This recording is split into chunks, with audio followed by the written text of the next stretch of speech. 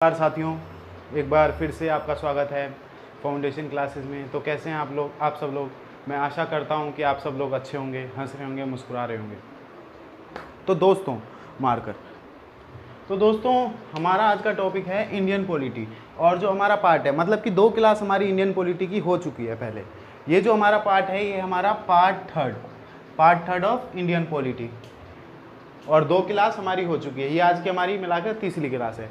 तो हमने जो 2 क्लास में कवर किया, हमने 2 क्लास में मतलब कि 1773 से लेकर 1909 तक कवर कर लिया है हमने। रेगुलेटिंग एक्ट, मतलब कि रेगुलेटिंग 1773 का जो रेगुलेटिंग एक्ट था वहाँ से लेकर 1990 और 1909 तक का एक्ट, मतलब कि मार्ले मिंटो सुधार तक हमने सारी चीज़ें कवर कर ली है। आज जो हमारी बारी है, मतलब कि आज हम जो शुरुआत करेंगे वो यहाँ से करेंगे, 1919 का भारत शासन अधिनियम। इससे पहले हम एक बार रिकैप कर लेते हैं जो हमने पिछली क्लास में पढ़ा था, मतलब कि जो लास्ट पॉलिटिकल क्लास में पढ़ा था। कि हमने पढ़ा था कि जो 1909 का जो सुधार आया था उसमें कौन थे, उसके सुधारकर्ता कौन थे, मार्ले और मिंटो। ये दोनों अलग अलग व्यक्ति थे। इसमें से भारत के राज्य सचिव कौन थे, लॉर्ड मार्ले। कौन थे, लॉर्ड मार्ले सचिव। और भारत के वायसराय कौन थे, लॉर्ड मिंटो।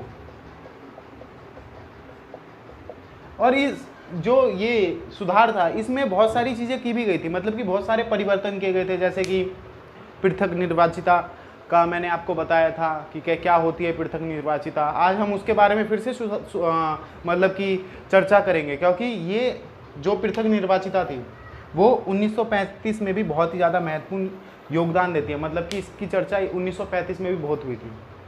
तो दोस्तों 1909 के बाद अब अगला जो हमारा अधिनियम आता है वो आता है 1919 का। ये अधिनियम क्या था, भारत शासन अधिनियम के नाम से जाना जाता है। और इसका दूसरा नाम मॉन्टेग्यू चेम्सफोर्ड सुधार। उस समय जो सचिव थे वो कौन थे, मॉन्टेग्यू, और जो वायसराय थे वो थे चेम्सफोर्ड। आ गया समझ में। 1909 में जो वायसराय थे वो कौन थे, चेम्सफोर्ड। तो इसमें जो सुधार किए गए, इसमें पहला जो सुधार किया गया, केंद्र में द्विसदनात्मक विधायिका की स्थापना। मतलब कि केंद्र में इसमें 2 सदन बनाए गए, कि एक राज्य सदन बनाया गया और एक राज्य परिषद बनाया गया, और एक कौन बनाया गया, केंद्रीय विधानसभा। इसमें 2 सदन बनाए गए। अब इसमें जो सदस्यता रखी गई वो इसकी कितनी थी सदस्यता, इसकी थी टोटल 60, और इसकी कितनी थी 144। और ये जो 60 थी ना, इसमें से केवल कितने निर्वाचित हो सकते थे, केवल 34 निर्वाचित होते थे। मतलब कि लोग उन्हें वोट देते थे। कौन से लोग वोट देते के थे, उस समय तक भारत के लोगों को भी इतना अधिकार दे दिया गया था कि वो अपने सदस्य को, मतलब कि अपने जो नेता है उनको खुद चुन सकें, और जो इनकी कार्यकारी परिषद होती थी उसमें हिस्सा लेने के लिए भेज सके। तो और ये जो केंद्र विधानसभा थी इसकी 144 सदस्यों में से लगभग 104 के करीब सदस्य कौन थे, वो क्या किए जाते थे, चुने जाते थे। और जो 40 सदस्य बच गए, इसके 40 सदस्य बच गए, वो क्या किए जाते थे, मनोनीत किए जाते थे। ठीक है। इसमें कितने सदस्य थे टोटल, एक बार फिर से 60 सदस्य थे। और इसमें से कितने सदस्य को चुना जाता था, 34 सदस्य को चुना जाता था। और जो बाकी के सदस्य थे वो क्या किए जाते थे, मनोनीत किए जाते थे। और इसमें कितने सदस्य थे, 144 सदस्य थे। इसमें से कितने सदस्यों को चुना जाता था, केवल 104 सदस्य को चुना जाता था। और जो मनोनीत किए जाते थे वो 40 सदस्य थे। इसमें जो दूसरा सुधार किया गया वो मेन सुधार यह था कि भारतीय सचिव द्वारा महालेखा परीक्षक की नियुक्ति। ठीक है। ये जो पद है, ये भारत में एक पद होता था उस समय, अभी भी होता है, भारत का महालेखा परीक्षक, आपने सुना होगा। इसके बारे में हम आगे संक्षिप्त में चर्चा करेंगे, मतलब कि अच्छे से इलेबोरेट करके पूरा खोल खंगाल के पढ़ेंगे। ये एक अपने आप में ही बहुत बड़ा टॉपिक है, मतलब कि आगे पढ़ेंगे हम। उसके बाद क्या किया गया, केंद्रीय लोक सेवा आयोग का गठन किया गया। जो अभी की यूपीएससी है उसे क्या बोलते हैं, संघीय लोक सेवा आयोग। लेकिन 1926 में कौन से आयोग का गठन किया गया, केंद्रीय लोक सेवा आयोग। अब आपसे पूछ लेगा कि जो यूपीएससी का नाम था पहले, संघीय लोक सेवा आयोग जो अभी नाम है, ये पहले क्या नाम हुआ करता था, पहले क्या नाम हुआ करता था, ये केंद्रीय लोक सेवा आयोग। और इसकी स्थापना कब हुई थी, 1926 में हुई थी। कब हुई थी इसकी स्थापना, 1926 में हुई थी। और जो यूपीएससी जो अभी है वर्तमान में, उसकी स्थापना कब हुई थी, मतलब कि इसी को केंद्र को क्या संघीय बना दिया गया था। कब बना दिया गया था, 1935 के करीब में, 1934-35 में इसको क्या कर दिया गया था, संघीय कर दिया गया था। जो अभी यूपीएससी है वो 1934-35 में संघीय बना दिया गया था, और ये केंद्रीय 1926 में बना दिया गया था। ये जो केंद्रीय लोक सेवा आयोग था, ये किस आयोग के द्वारा गठित किया गया था, ये ली आयोग। उस समय ली नाम के एक अधिकारी हुआ करते थे, जिनकी मतलब की अध्यक्षता में एक आयोग बना। और इस आयोग ने कब अपना कार्य किया, मतलब कि 1923 से लेकर 1924 में इन्होंने अपनी एक रिपोर्ट तैयार की कि भारत में एक केंद्रीय लोक सेवा आयोग का एक गठन होना चाहिए, जिसकी मतलब कि जिसके अंदर ज़्यादा काबिलियत है, वो ज़्यादा उच्च पद पर जाना चाहिए, और मतलब कि अपने अंदर काबिलियत को लोगों को साबित करने का भी मौका देना चाहिए। इसलिए ये इस आयोग की क्या करी गई, स्थापना करी गई, मतलब कि गठन किया गया। अब इसके बाद जो विशेष सुधार किया गया वह था वायसराय की कार्यकारी परिषद में 6 सदस्यों में से 3 सदस्य भारत के होने आवश्यक थे। अब देखो 1919 की बात चल रही है ये। 1919 में आपको जैसा कि पता ही होगा कि उस समय बड़े बड़े नेता गांधी जी का बहुत ही ज़्यादा प्रचार होने लग गया था। गांधी जी ने जो BHU में भाषण दिया था, गांधी जी ने चंपारण में जो आंदोलन चलाया था, अहमदाबाद, खेरा, इन सब से इनका बहुत ही ज़्यादा, मतलब कि 1919 तक तो ये बिल्कुल पॉपुलर हो चुके थे। लोग उनके लिए मरने कटने को भी तैयार थे। तो ये सब जो कार्य होने लगे, मतलब कि ये सब जो अच्छे अच्छे कार्य होने लगे, ये किसके डर से होने लगे, मतलब कि अंग्रेजों को पता चल गया था। अंग्रेजों को क्या पता चल गया था कि अब उनकी सत्ता ज़्यादा दिनों तक नहीं रह सकती। इसीलिए उन्होंने भारतीयों को, मतलब कि भारत के लोगों को सत्ता में क्या देने लग गए, मतलब कि अधिकार देने लगे, कुछ प्रतिशत अधिकार देने लग गए। इसी की वजह से उन्होंने क्या दिया, जो उस समय जो वायसराय हुआ करते थे ना, उसकी जो कार्यकारी मतलब कि समिति हुआ करती थी, मतलब कि 6 लोग हुआ करते थे, उसमें टोटल 6 लोग मेन हुआ करते थे, उसमें से 3 लोग भारत के होने क्या कर दिए गए, आवश्यक कर दिए गए। ये जो 3 लोग थे, और हाँ, कमांडर इन चीफ को छोड़कर, मतलब कि जो भारत का उस समय कमांडर इन चीफ ही नहीं बन सकता था 1919 में, और उसको छोड़कर 3 जो भारत के 6 में से 3 सदस्य भारत के होने आवश्यक कर दिए गए। अब जो इसके बाद विशेष सुधार किया गया, मतलब कि ये सुधार क्या बोलेंगे, ये हमारे लिए क्या थी, एक विष की तरह काम किया इसने, पृथक निर्वाचन। इसने भी पृथक निर्वाचन के सिद्धांत को विस्तारित किया। पृथक निर्वाचन का सिद्धांत कौन लेके आया था, किसको कहा जाता है, मतलब कि पृथक निर्वाचन उसका, मतलब कि उसका संप्रदायिका का अध्यक्ष, दाता, देवता, तो उसे किसको कहा जाता है, मिंटो को कहा जाता है, लॉर्ड मिंटो को। कल ही हमने पढ़ा था, लॉर्ड मिंटो को कहा जाता है। तो ये जो पृथक निर्वाचन के सिद्धांत को इसने विस्तारित किया, मतलब कि ये जो सदस्य बनेंगे ना, ये 60 इसमें सदस्य, मतलब कि इसमें जो चुने जाएंगे 34 इसमें और 104 इसमें, टोटल तो इतने हैं, लेकिन 40 तो ब्रिटिश साम्राज्य अपने लोगों को भेजेगा, मनोनीत करेगा जो उनको ठीक लगेगा। ये जो 104 इधर चुने जाएंगे और ये जो 34 इधर चुने जाएंगे, ये इस प्रणाली के द्वारा चुने जाएंगे, पृथक निर्वाचन की प्रणाली के द्वारा चुने जाएंगे। अब इसमें सीटों का बंटवारा कैसे किया गया, सीटों का बंटवारा इस प्रकार किया गया कि यहाँ पे समझते हैं एक बार। इसमें सीट जो थी, जैसे कि ये हिंदू हो गए, मुस्लिम हो गए, सिख हो गए। अब ज़्यादा प्रांत में तो हिंदू थे, कुछ प्रांतों में जैसे कि पंजाब हो गया, बांग्लादेश हो गया, उसमें क्या थे, मुस्लिम भी थे ज़्यादातर, मतलब कि इसमें तो मुस्लिम थे ही, हिंदू थे ही नहीं बांग्लादेश वगैरह में। सिख कहाँ पे थे, सिख भी पंजाब हरियाणा के बॉर्डर पे बड़ी तादाद में मौजूद थे। अब यहाँ पर इनके जो क्षेत्र थे, इनके क्षेत्र में इन्होंने क्या किया, सिख नेता को खड़ा किया। सिख नेता जो हुआ करते थे उनको खड़ा किया, मतलब कि यहाँ से सिख प्रांत में जो नेता बनेगा वो केवल सिखों का ही बनेगा। यहाँ पर जाके अगर हिंदू चाहे तो यहाँ पर जाकर चुनाव नहीं लड़ सकता। ये जो राज्य परिषद या केंद्रीय विधानसभा समिति में आने के लिए नॉर्मल जो हिंदू यहाँ इस जगह पर क्या नहीं लड़ सकता, चुनाव नहीं लड़ सकता। और जो मुस्लिम का प्रांत थे, मुस्लिम के प्रांत कहाँ पे थे, विशेषकर बांग्लादेश, पंजाब, तो यहाँ पर कौन बनेगा नेता, सिर्फ मुस्लिम ही बनेगा। यहाँ पर इन दोनों में से कोई घुस नहीं सकता, ठीक है। और यहाँ पर कौन बनेगा नेता, सिर्फ हिंदू बनेगा। नेता कौन बनेगा, सिर्फ हिंदू बनेगा। और यहाँ पर इन दोनों में से कोई नहीं घुस सकता। मतलब कि इनके समुदाय और इनको समुदाय को, तीनों के समुदाय को अलग कर दिया। अंग्रेज यही चाहते थे कि ये तीनों कभी भी एक ना हो।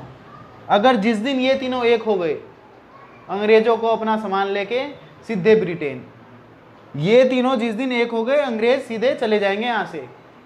ये उनके मन में भय था। और वो कहाँ ज़्यादातर इन तीनों को अलग करने में कामयाब भी हो रहे थे।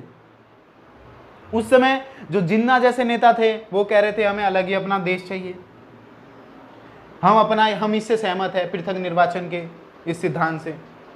कई हिंदू नेता थे वो कह रहे थे हम इसके खिलाफ हैं। अंदर में ही मतभेद हो रहे थे इनके। चलो इससे हटके अब इधर आते हैं। पृथक निर्वाचन सबको समझ में आ गया होगा, आशा करता हूँ मैं कि पृथक निर्वाचन अब सबको आपको क्लियर होगा। अब जो अगला कार्य किया गया ये काफ़ी सही कार्य था। पहली बार केंद्रीय बजट को राज्य बजट से अलग पेश किया गया।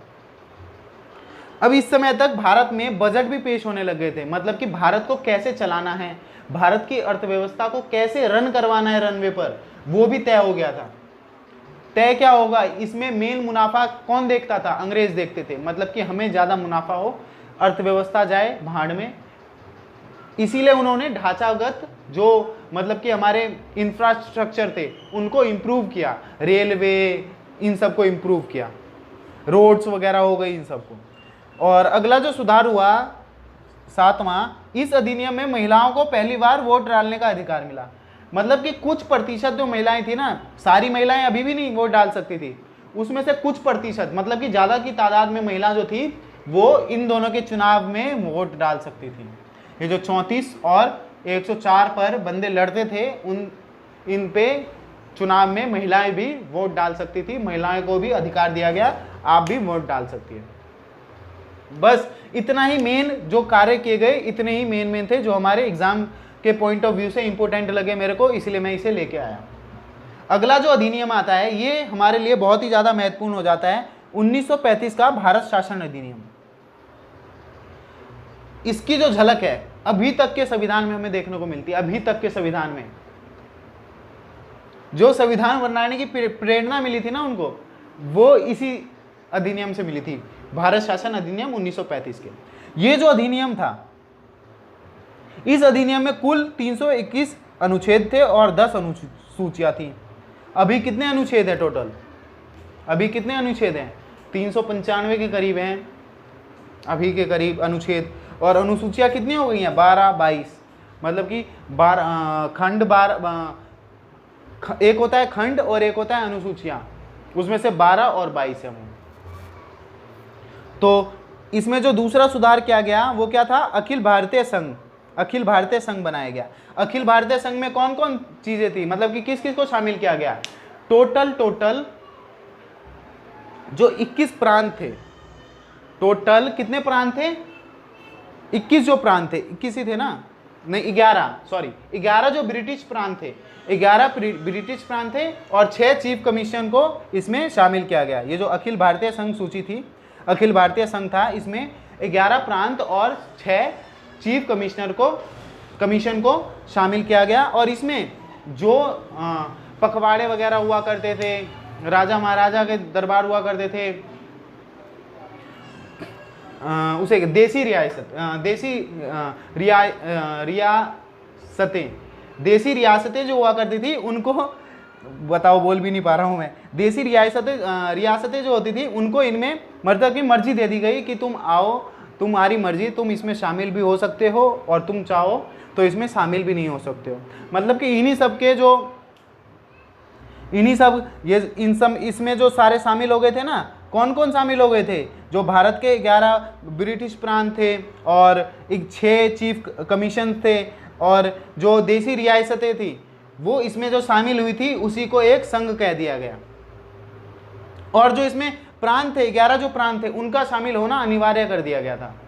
अब इसके बाद जो आता है हमारा आता है केंद्र में द्वैध शासन की स्थापना। अब जो केंद्र होगा उसमें द्वैध शासन की स्थापना होगी, मतलब कि जो राज्य का मतलब कि जो राज्य थे ना उस समय और जो केंद्र थे, इन सब की, इन दोनों की विधायी शक्तियां, मतलब कि पहले केंद्र पे ज़्यादा विधायी शक्तियां होती थी और राज्यों पे कम होती थी। मतलब कि केंद्र जो थे वो राज्यों पर अपना दबदबा दिखाते थे। लेकिन इस अधिनियम के बाद जो केंद्र और राज्य की जो शक्तियां थी, इन दोनों में विधायी शक्तियों को क्या किया गया, विभाजित किया गया। मतलब कि कुछ शक्तियां केंद्र को दे दी गई और कुछ शक्तियां किसको दे दी गई, राज्य को दे दी गई। अब इसके बाद जो आता है वो आता है अगला पॉइंट, संघीय न्यायालय की व्यवस्था। संघीय न्यायालय में सर्वोच्च अंतिम निर्णय किसका माना गया, ब्रिटिश क्राउन का माना गया। अगर यहां पर कुछ निर्णय दे दिया जाए, अगर यहां पर कुछ निर्णय दे देगा ये वाला न्यायालय, भारत में जो संघीय न्यायालय था, अगर यहां पर ये कुछ निर्णय दे देगा, इसको कौन मना कर सकता है, ब्रिटेन में जो बैठा क्राउन है वो मना कर सकता है। कौन मना कर सकता है, ब्रिटेन क्राउन मना कर सकता है, ब्रिटेन क्राउन मना कर सकता है। चलो अगला जो हमारा पॉइंट आता है वो क्या है कि ब्रिटिश संसद की सर्वोच्चता। इसमें चाहे अधिनियम कितने ले आए ये, लेकिन हर जगह इन्होंने ब्रिटिश संसद को ही सर्वोच्च माना है। अब कौन चाहेगा कि हमारे हाथ की रोटी हम दूसरे हाथ को दे, कौन चाहेगा? तो इन्होंने वैसा ही किया कि इन्होंने सबसे सर्वप्रिय सर्वोच्चता जिसे दिया वो है ब्रिटिश संसद। मतलब कि जो होगा ब्रिटिश संसद से ही होगा। ये जो अधिनियम बनाए गए हैं ये सारे भी ब्रिटिश संसद के ही द्वारा बनाए गए हैं, ब्रिटिश संसद की मंजूरी से ही ये सारे अधिनियम बनाए गए हैं। तो जो भी कार्य होंगे वो ब्रिटिश संसद की मंजूरी से होंगे। अब अगला जो पॉइंट है इसमें, भारतीय परिषद का अंत। मतलब कि भारत में जो प्रांत थे ना, उस परिषद थे काफी सारे, उन सबको अंत कर दिया गया, उन सभी का अंत कर दिया गया। और एक बार फिर से 1909 में भी सांप्रदायिक निर्वाचन पद्धति का विस्तार किया गया था, 1919 में भी किया गया था और 1935 में भी सांप्रदायिक निर्वाचन पद्धति का विस्तार किया गया। यह भी वैसी पद्धति थी जिसमें क्या किया जाता था, मतलब कि विशेष जो जाति धर्म के लोग होते थे वो विशेष अपना नेता चुनते थे और उसे केंद्रीय विधानसभा में भेजा करते थे और यहाँ पर राज्य परिषद में भेजा करते थे। उसके बाद अब आज़ादी का टाइम पे ले जा रहा हूँ तुम सबको, आज़ाद करवाने वाले हम भारत को जल्दी। अब 1947 आ गया वो साल जिस दिन हम आज़ाद हुए थे, जिस साल। अब भारतीय स्वतंत्रता अधिनियम इसी साल आया था। खुश हो अब सारे, अंग्रेज कर करके। चलो अब इसमें क्या किया गया, सबसे अच्छा कार्य कि 4 जुलाई 1947 को भारतीय स्वतंत्रता अधिनियम प्रस्तावित किया गया। मतलब कि ब्रिटिश जो पार्लियामेंट थी उसमें यह प्रस्ताव रखा गया, भारतीय स्वतंत्रता अधिनियम। अब वहां की जो लेबर पार्टी थी ब्रिटिश की, वो हमारे स्वतंत्रता, मतलब कि उन्होंने पहले से ही वादा कर रखा था अगर हमारी पार्टी आएगी तो हम भारत को स्वतंत्र कर देंगे, पूरी तरह से स्वतंत्र कर देंगे। तो उन्होंने अपनी बात पर अड़े भी रहे और उन्होंने ऐसा ही किया। उन्होंने 4 जुलाई 1947 को प्रस्ताव ये पारित करा, मतलब कि प्रस्ताव रखा और 8 जुलाई 1947 को इसे पारित कर दिया गया। ये एग्जाम के पॉइंट ऑफ व्यू से बहुत ही ज़्यादा इंपॉर्टेंट क्वेश्चन बन जाता है यहाँ से कि किस पार्टी के द्वारा भारत, मतलब कि जब भारत आज़ाद हुआ था तब उस समय ब्रिटिश में कौन सी पार्टी थी, तो आप सब बोल दोगे लेबर पार्टी थी। और कब जो भारतीय स्वतंत्रता अधिनियम है उसका प्रस्ताव कहाँ पे रखा गया? ब्रिटिश पार्लियामेंट में रखा गया। तो तुम्हारा आंसर क्या होगा? 4 जुलाई 1947। और कब पारित किया गया इसे? 18 जुलाई 1947 को। इसमें जो धाराएं थी वो कुल कितनी थी? कुल 20 धाराएं थी इसमें। और इसमें जो तीसरा जो कार्य हुआ इसमें वो था 2 अधिराज्यों की स्थापना। इसमें क्या था? 2 अधिराज्य। 2 अधिराज्य समझ गए ना आप सब? नहीं समझे तो मैं बता देता हूं। 2 अधिराज्य कौन कौन से? एक पाकिस्तान और दूसरा हमारा इंडिया है। ऊपर इसे लिखूंगा इंडिया को। पहला कौन है? इंडिया, और दूसरा खानो खराब देश पाकिस्तान। चलो 2 अधिराज्य कौन थे? इंडिया और पाकिस्तान। मतलब कि जो ये प्रस्ताव रखा गया उसमें ये पहले पूरा भारत एक हुआ करता था, लेकिन ये जो प्रस्ताव रखा गया इसमें इंडिया और पाकिस्तान में दोनों को विभाजित कर दिया गया, पूरे भारत को। और इसमें क्या किया गया बाद में? जब तक दोनों देशों का संविधान नहीं बनता तब तक 1935 के अधिनियम द्वारा ही शासन किया जाएगा। अब जो अंग्रेज थे उन्होंने सोचा कि अब इनके देश में ना कोई संविधान है ना कोई व्यवस्था है, अब ये कैसे शासन चलाएंगे? यहाँ पे तो ये भूखे मर जाएंगे, कट मर के रह जाएंगे। तो इन्होंने अपना शासन तब तक जारी रखा, मतलब कि इन्होंने एक अपना बॉन्ड बना लिया कि तब तक क्या रहेगा? ब्रिटिश शासन रहेगा। मतलब कि 1935 वाला भारत शासन अधिनियम द्वारा शासन किया जाएगा जब तक इंडिया का अपना एक संविधान नहीं बनाया जाता, और पाकिस्तान का भी। ठीक है। और जब इनका अपना संविधान बन जाएगा तो ये जो सारे कानून थे अपने आप निरस्त्र हो जाएंगे, मतलब कि अपने आप खत्म हो जाएंगे, समाप्त हो जाएंगे। जो अगला सुधार किया गया वो क्या गया? देशी रियासतों को दोनों में से किसी भी प्रांत में मिलने की स्वतंत्रता या अपना नया देश बनाने की स्वतंत्रता। ये सबसे गंदा काम किया अंग्रेजों ने, कि वो जा तो रहे थे, फिर से एक लड़वाने जैसी स्थिति पैदा कर दी भारत में कि अब जा रहे हैं, फिर से इन पे मारकाट शुरू कर दे। अब देखते हैं, वो चेक कर रहे थे मेरे हिसाब से तो कि अब क्या होता है भारत में। तो अब कुछ जो रियासतें थी, देशी रियासतों का उस समय बहुत ही ज्यादा रोल हुआ करता था 1947 के भारत में। उस समय लगभग नहीं तो लगभग 565 देशी रियासतें या पखवाड़े हुआ करते थे, जो कि छोटे छोटे भिन्न भिन्न क्षेत्र के, भारत के भिन्न भिन्न क्षेत्र में क्या थे? स्थित थे। उनमें से कई जो पखवाड़े थे, रियासतें थी, वो पाकिस्तान में चली गई इधर, और कई जो रियासतें थी वो कहाँ चली गई? इंडिया में चली गई। लेकिन कई रियासतें इतनी हट्टी थी, कहते हैं ना, एक 3 किस्म के लोग होते हैं। एक पूरा क्या बोलते हैं हमसे, मान लेते हैं कि हाँ ताकतवर, दूसरा बिल्कुल कमजोर, तीसरा एक नंबर के जो होते हैं ना हट्टी हरामखोर टाइप के, वो जो कुछ बच गए थे वो कह रहे कि हम अपना अलग ही देश बनाएंगे। और भैया इनको बताओ, बेंगलुरु को अलग ही देश बना देते, कश्मीर को अलग ही देश बना देते, मणिपुर को अलग ही देश बना देते। तभी भी अब हम अगले पार्ट में पढ़ेंगे कि कौन से ऐसे नेता थे जिन्होंने ये जो रियासतें थी इनको भारत में मिलाने में बहुत ही ज़्यादा महत्वपूर्ण सहयोग किया। और वो हमारे एक बहुत ही अच्छे नेता भी रह चुके हैं। और उनको जो केंद्रीय मंत्रिमंडल था 1947 का, उसमें भी एक क्या दिया गया है? बहुत ही महत्वपूर्ण पद दिया गया है, गृह मंत्रालय का। तो आप सबको पता ही चल रहा होगा। आप सब ये कमेंट करके बताएंगे मेरे को कि कौन से ऐसे नेता थे जिन्होंने क्या किया? देशी रियासतों को मिलाने में बहुत ही ज़्यादा सहयोग किया भारत का। और आज की वीडियो बस यहीं तक। आशा करता हूँ आपको अच्छा लगा होगा 3rd पार्ट। धन्यवाद।